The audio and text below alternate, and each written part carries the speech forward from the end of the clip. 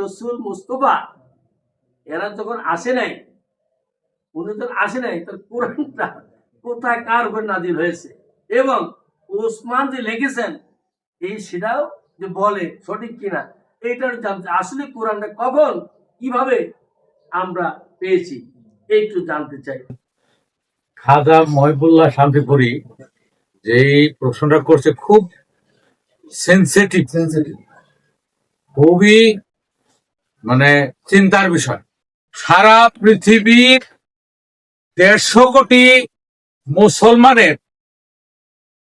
প্রশ্ন প্রায় কাছাকাছি, যে যদি হাদিসের যে নবী রাসূল মোহাম্মদ গোলাম মুস্তফা আবুল কাসেম আর কোরআন মাজিদের যে নবী রাসূল,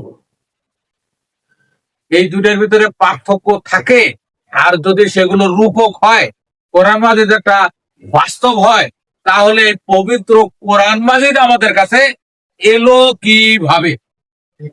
হ্যাঁ, আমি যেইভাবে যেই পরিভাষায় বলবো, দয়া করে আমার সামনে আপনারা যারা বসে আছেন, যারা দূরে থেকে আমার এই ভিডিওটা দেখবেন, যারা অন্যদের কাছে প্রকাশ করবেন, একই পরিভাষা একই সংখ্যা ব্যবহার করবেন। না হলে কেউ যদি কোনো জায়গায় উল্টা পাল্টা বলে বিব্রতকর অবস্থায় পড়ে, এজন্য আমাদের সংগঠন বা আমাদের কেউই দায়ী থাকবে না, আমাদের গুরুজি বলন কাজেও দায়ী থাকবে না। আপনার নিজের দায়িত্ব নিয়ে এইগুলো কাটছাট যদি এই ভিডিওটাকে কেটে কোনো জায়গায় ক্লিপ আকারে কোনো দ্বন্দ্ব সৃষ্টি করতে চান, এই দায়িত্ব আপনার। এখানে বহু ক্যামেরা বহু মোবাইল চালু আছে, অন্ধকারে কথা বলছি না, জেনে শুনে কথা বলছি। আগে আপনাকে কোরআন যে নাজিল হয়েছে এই বিষয়ে কিছু কথা জানতে হবে। পবিত্র কোরআনটা নাজিল হয়েছে নবী 23 বছরের জীবনে এই কোরআন নাজিল হয়েছে। এটা হলো এক। এই কোরআনটা নাজিল হয়েছে রমজান মাসের কদরের রাত্রে। এটাও মোল্লারা বলে, যেমন আবুলের প্রশ্নটা ছিল, এইটা আগে এইটা আগে এইটা আগে এইটা আগে আল্লাহ সৃষ্টি করছে, আবার ওই একই ঘটনাই এলো। কোরআনটা নাজিল হয়েছে নবীজির কাছে 23 বছরের জীবনে। কোরআনটা নাজিল হয়েছে শবে কদরের রাত্রে, রমজান মাসের শবে কদরের রাত্রে। ঠিক আছে তো? কোরআনটা নাজিল হয়েছে আগের থেকে, একেবারে সেই আদম থেকে শুরু করে যখন কিছু সৃষ্টি হলো ছিল না, তখনও কোরআন মাজিদ ছিল। কিছু কিছু করে অন্যান্য নবীদের কাছে এসে সর্বশেষ সমাপ্ত হয়েছে আমাদের নবীর কাছে। তাহলে শোনো তার জবাব কি, এই কোরআন আগেও ছিল, মানুষ সৃষ্টির আগেও ছিল, এরকম মত আছে না? আবার এই কোরআন মাজিদের কিছু আয়াত ছাগলে খাইছে, হাদিসের ভিতরে আছে যে কোরআন মাজিদের কিছু আয়াত ছাগলে খাইছে। এই হাদিসটা হযরত আয়েশা সিদ্দিকা রাদিয়াল্লাহু তাআলা আনহা বর্ণনা করছেন। যখন এই সাম্প্রদায়িক আলোচনা করা হবে তখন সম্বোধন সহ, আর যখন আমরা মরমী আলোচনা করব, মুক্ত হাকিকত আলোচনা করব, তখন সম্বোধন লাগবে। ঠিক আছে? আর হযরতের পরিবর্তে মহাত্মা বলতে পারবো আমরা, হযরতকেও আমরা আর বলবো না, হযরত শব্দটাও নিব না, মহাত্মা।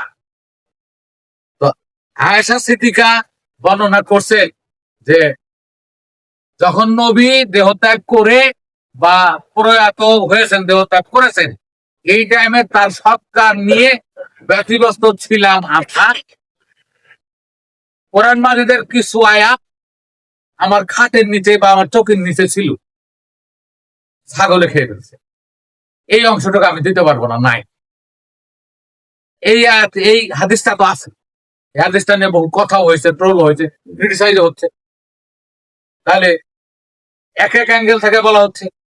এবং কোরআন মাজিদের যে অবতরণ বা এই নাজিল, সেটাও অভিনব কায়দায়, কোন মানুষের কাছে, মানুষের মাধ্যমে না। সেই মহাত্মা জিবরাইল আমিন বারবার গেছেন কার কাছে? প্রভুর কাছে। দিয়ে প্রভু যেই পানিটা বা যেই শ্লোকটা দিয়েছেন, এটা নিয়ে এসে হুজুরের কাছে বলেছেন। একবার হুজুর যখন বলছিলেন যে জিবরাইল, এই কাছে সামনে বসো, তুমি ওই ফাঁকে থাকো কেন, সামনে এসো। তারপরে আসছে, এসে বসছে করো ধরে জিব্রাইল।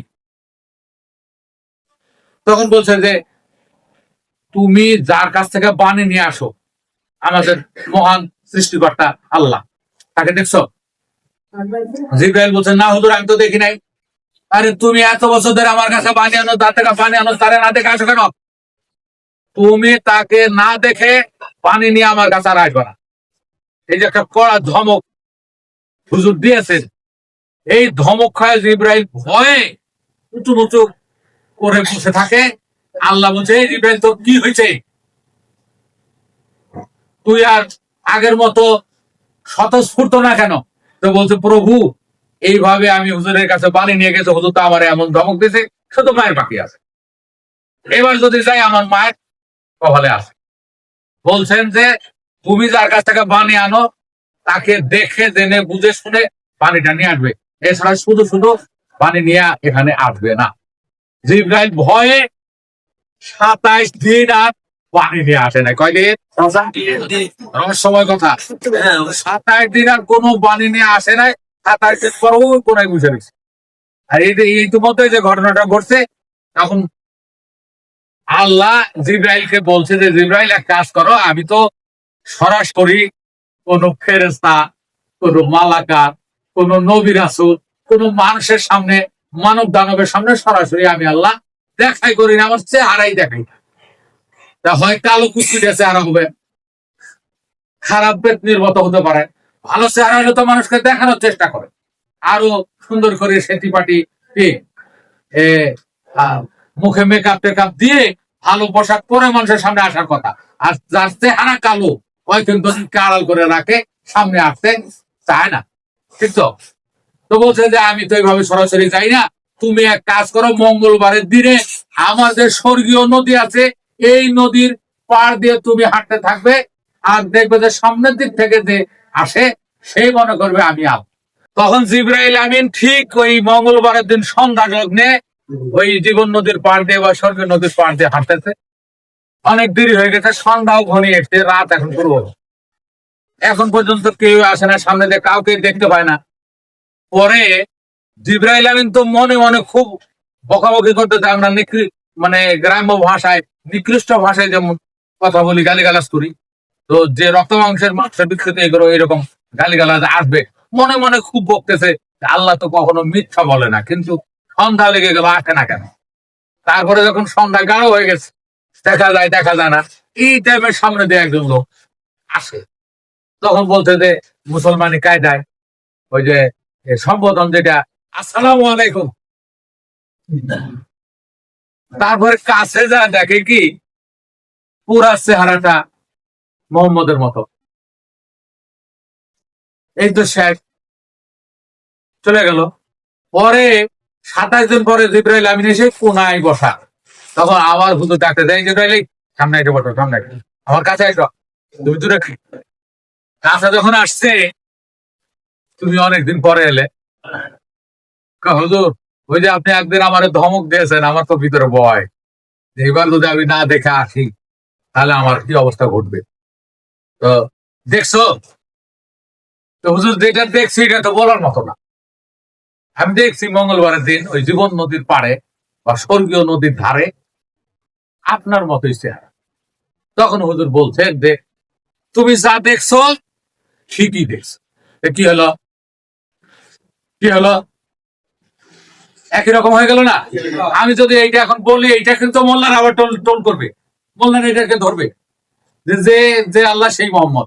আমি কিন্তু এটা বলি নাই, ওই হুজুরের কথা আমি কোট করলাম যে তুমি যা দেখছো ঠিকই দেখছো। এটা নিয়ে টোল করছে যে আল্লাহর ঘর নবীরে দিয়া, নবী গেলেন গায়েব হইয়া। ওই যে যেটা এই তাহেরি গানটা গাইছিল, সবাই তাকে মোর্শেদ ফতোয়া দিয়েছিল। আর নবী দন খাজারে দিয়া নবী গেলেন গায়েব হইয়া, আর নবীর দন খাজা পাইয়া বসে আছে আজমিরে।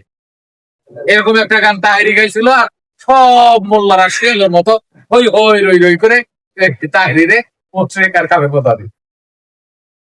কাবের ফতোয়া এত সস্তা হয়ে গেছে, কাবের কোম্পানি এখন বাংলাদেশে।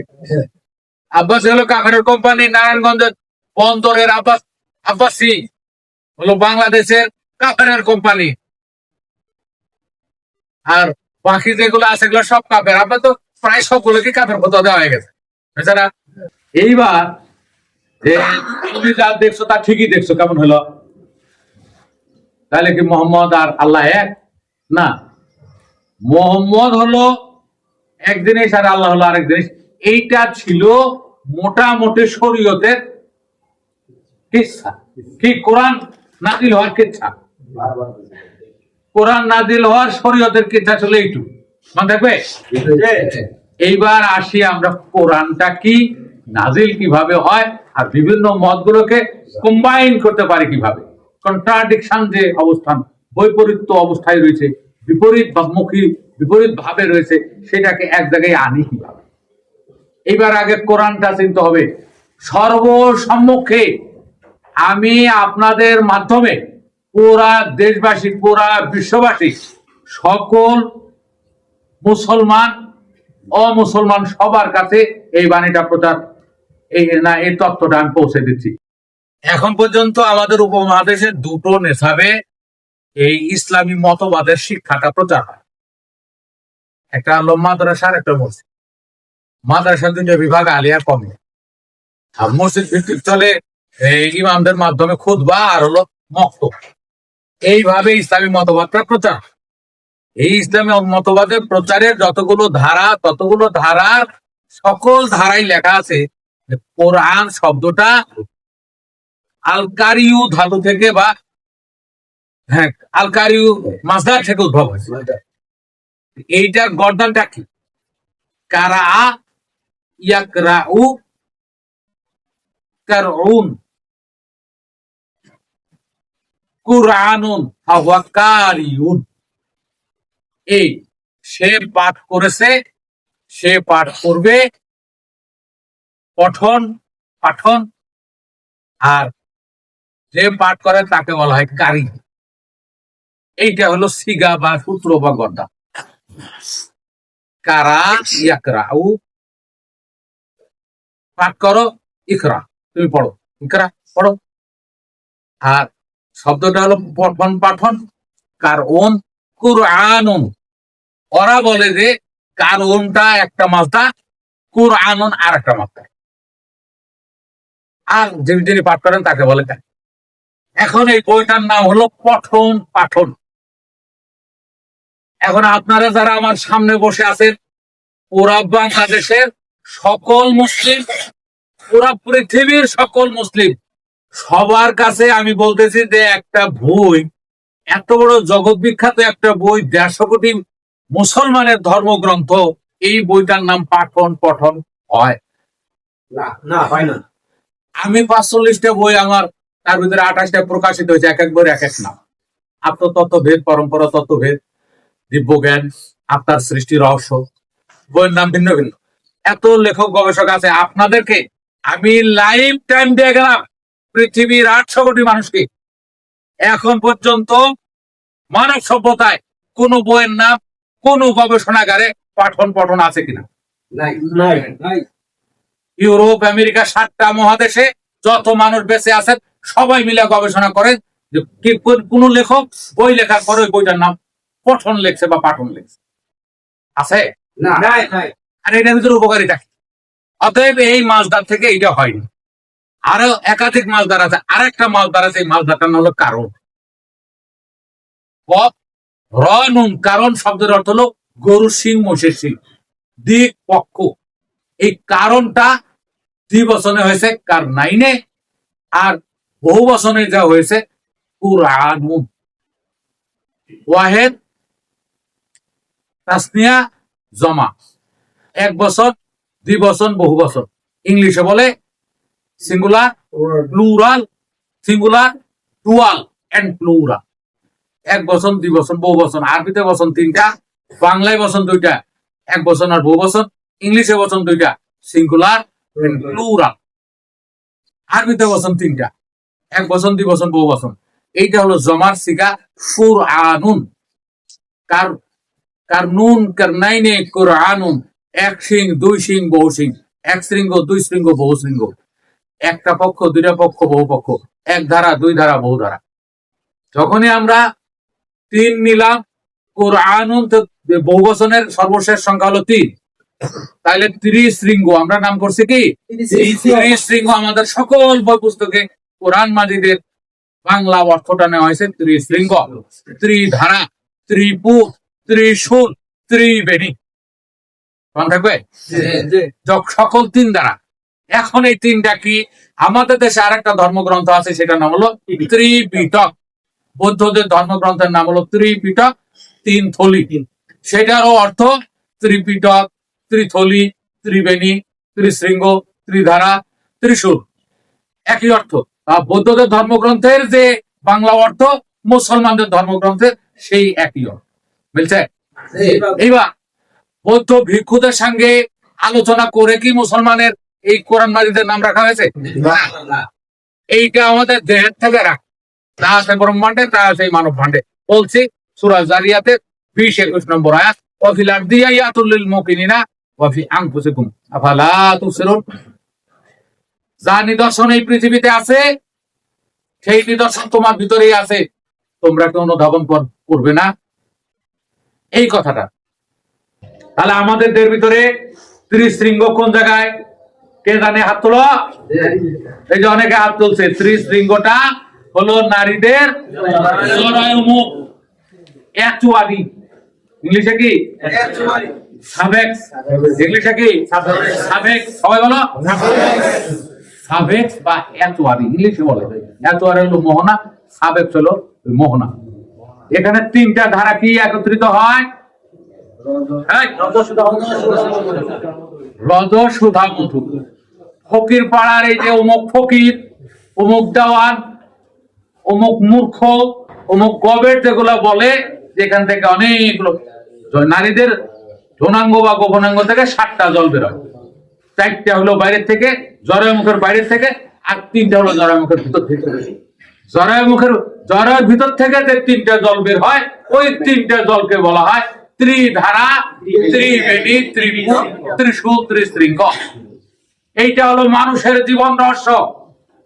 এই ত্রিধারা হলো মানুষের জীবন রহস্য। টোটাল মানব চক্র, মানব জীবন এই ত্রিধারা দ্বারা নিয়ন্ত্রিত, পরিচালিত। গুপ্ত রহস্য এই 3টার মধ্যে। কিছু কিছু মূর্খ গবেট বাউল এগুলোকে মূত্র বলে, এটা নিয়ে আবার কিছু কিছু গবেট মোল্লা টোল করে। গবেট মুক্তি, গবেট মানে বুঝো তো? গবেট মানে কি কথা? গবেট মানে মূর্খ, নিরক্ষর, মূর্খ, জাহেল, ধর্মান্ধ। এই ধর্মান্ধ মাওলানা মুফতি, জিহাদি, যুক্তিবাদী, আব্বাসী, আজহারি, এই গবেটরা আবার টোল করে যেখান থেকে মুখ, আরে মুখ তো বাইরের থেকে বের হয়। আমি বলছি জরায়ুর ভিতর থেকে 3টা বের হয়। একটা হলো স্বয়ং অমৃত সুধা, যাকে বলে নেকটার, এলিক্সার। আর একটা হলো স্বয়ং অমৃত মধু, যাকে বলে মেলানিন। যে সমস্ত চোর, পাটপার, চোরটা আমার ভিডিও দেখো আর খারাপ মন্তব্য করো, টোল করো, ওই চোরটাদের আমি বলছি হাতে মোবাইল আছে, এখনই জেমিনের জিজ্ঞেস করো মেলানিন আমাদের দেহে কি, কোথায় থাকে। ওই চোরটারা এখনই বাইর করো, কমেন্ট করার আগে, আমাকে গালি দেওয়ার আগে। আর একটা হলো ইলিক্সার, অমৃত সুধা, অমৃত বাড়ি, অমৃত মেঘের বাড়ি, আকাশ বাড়ি, জীবন বাড়ি, জীবন জল। যেই জলে প্রাণ সৃষ্টি হয়, সেই জীবন জলের কথা বলছি। সেইটা জরায়ুর ভিতর থেকে বের হয়। 3টা রজস্রাব, অমৃত সুধা, অমৃত মধু, এই 3টা জল ভিতর থেকে বের হয়। এই 3টা জল ভিতর থেকে বের হয়, একটা মুখ দিয়ে বাইরে আসে, এটা হলো জরায়ু মুখ, অ্যাকচুয়ালি সাবেক্স। আরবিতে এটা ফামুর রেহেম। জরায়ু মুখ, রেহেম মানে জরায়ু, ফামুন মানে মুখ, জরায়ু মুখ, ফামুর রেহেম। বাংলায় আমরা বলি জরায়ু।